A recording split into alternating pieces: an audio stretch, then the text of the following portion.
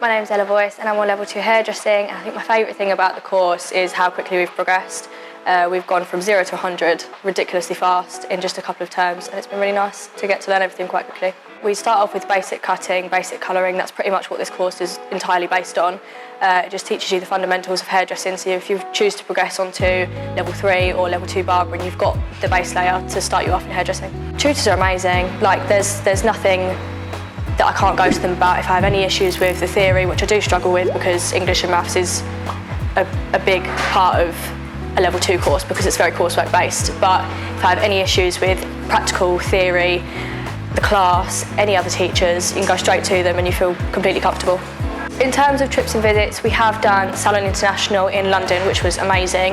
A great experience to look at all the different brands and how they've progressed, and meet new stylists and see all the different products and tools and kits. It was amazing.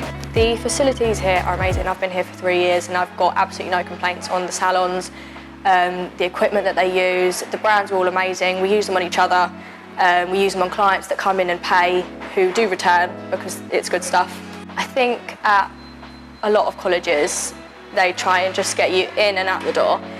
At this particular college, I noticed they just want you to do your best and they want you to be happy. I think they're not putting you on a course for the numbers, and they're not putting you on a course to make the college look good. They're putting you on a course because they think that you're going to excel there.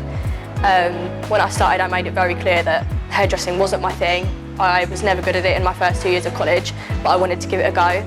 And they did nothing but push me in the right direction to make sure that I knew how I wanted to go forward and if I wanted to continue the course or not, and there was no way that they were going to push me if I decided that I didn't.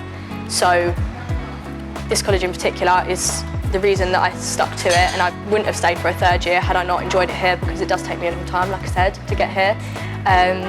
It's not easy, but I'm very determined and I like the college, so